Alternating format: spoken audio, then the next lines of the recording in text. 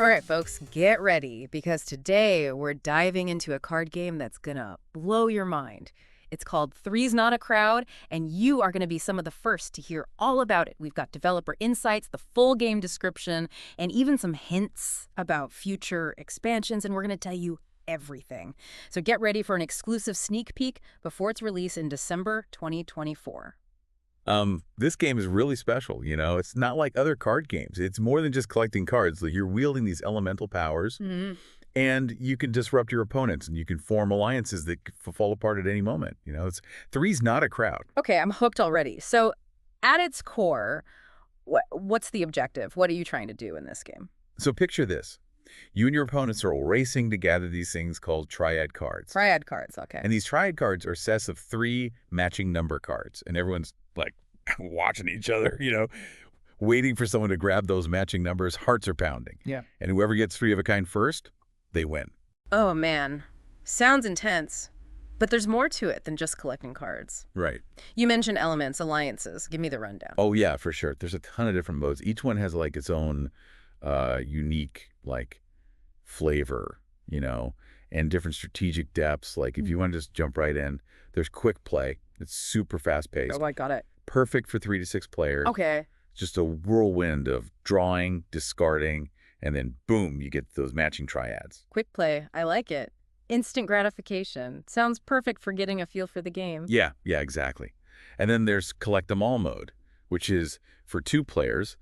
This one is really challenging. I mean, it's a real duel. A duel, okay. It's not just about one set of matching numbers. It's about collecting all the number cards in the entire deck. Whoa, so it's way more strategic. Oh, yeah.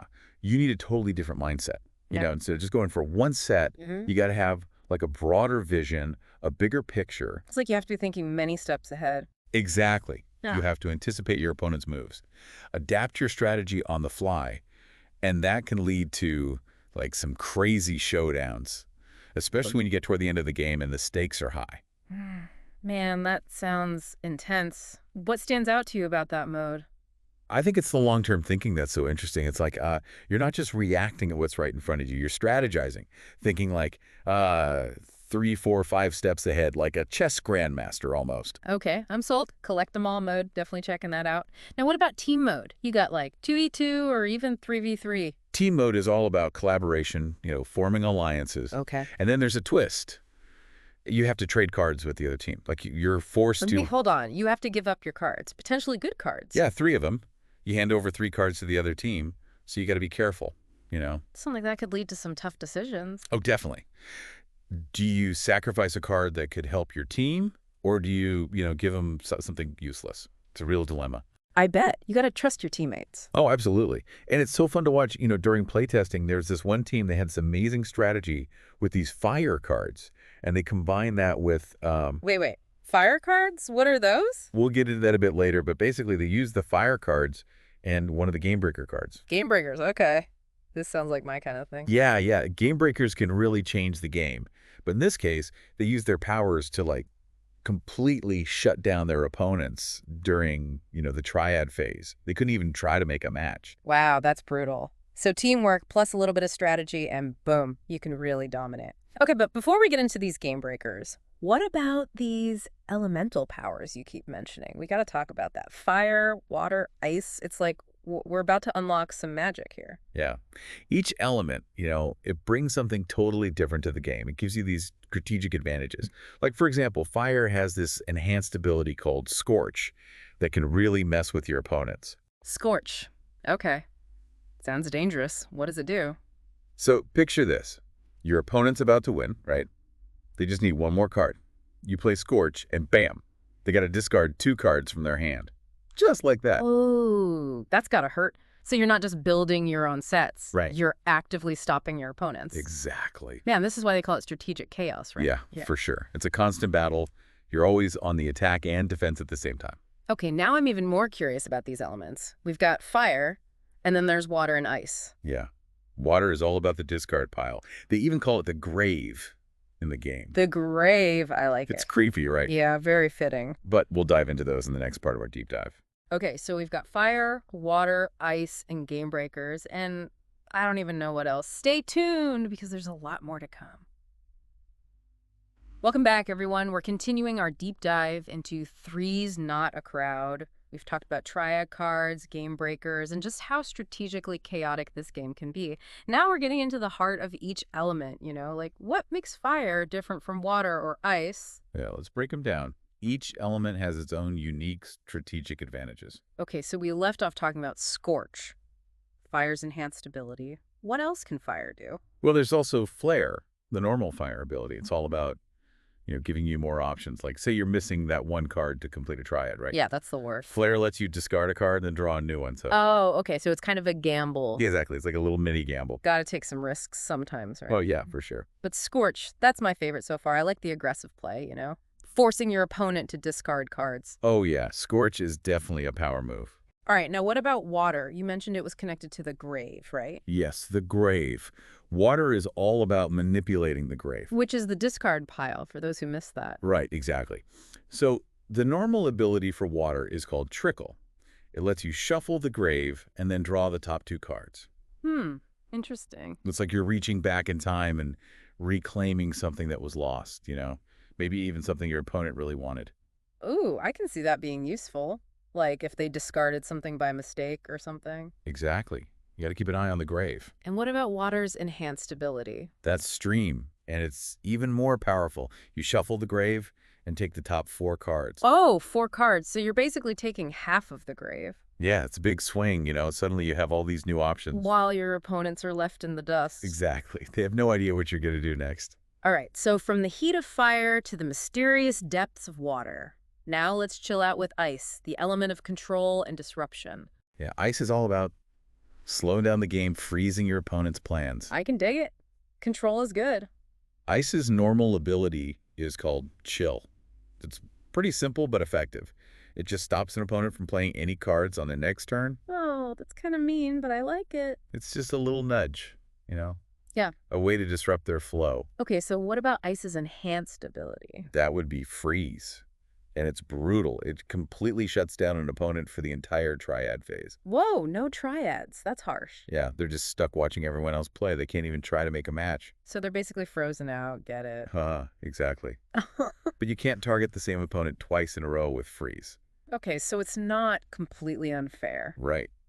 It's all about choosing the right moment to strike. Man, each of these elements sounds so unique and powerful. Like, it's not just about the cards you have, it's how you use these elements. Yeah, it's all connected. The cards, the elements, the game breakers, it all works together. Speaking of game breakers, can we talk about more of those?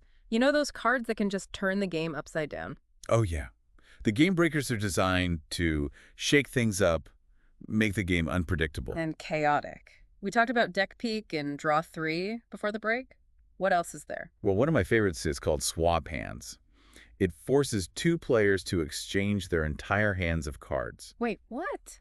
The whole hand. The whole thing. All their cards, it's total chaos. Man, can you imagine that? You're just getting comfortable with your hand and boom, you got to switch. Yeah, it's awesome. Suddenly everyone's plans go out the window. Okay, that's wild. What else is there? There's one called Skip Triad Phase. Skip triad phase. Why would you ever want to skip that? It seems counterintuitive, right? Yeah. But think about it. What if your opponents are about to win? Oh, I see. Like they have all these matching cards and you're way behind. Yeah. Skip Triad Phase gives you a chance to catch up. Right. Like a timeout. Yeah, exactly. It resets the game a little bit. So you can use it defensively or offensively. Either way, it's all about timing. Man, the more I hear about this game, the more I realize how much depth it has.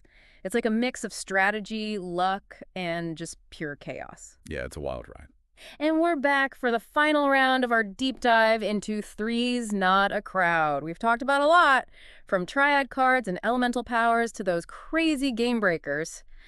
But there's still so much more to uncover, right? Like, how does the developer make sure everything's balanced? Yeah, balance is super important, right? You don't want one element or one strategy to be, like, way too powerful. Exactly. It's got to be fair. And that's what's so cool about this game, Yeah. Everything has its strengths and weaknesses. Like, fire is powerful, but it can also backfire. Yeah, makes sense. And then the grave, the discard pile, it adds another layer of, like, strategy, because you can interact with those discarded cards. So it's not just about what's in your hand. It's like a second chance, almost. Right. You got to keep an eye on the grave. Never know what treasures you might find. Or what your opponents might steal. Exactly. Okay, so the developer is really focused on making sure the game is balanced and fair. Absolutely. And there are also some exciting expansions coming up. Oh, yeah. You mentioned something rocky earlier, right? What's that all about? Yeah. They're adding a new element, Yeah.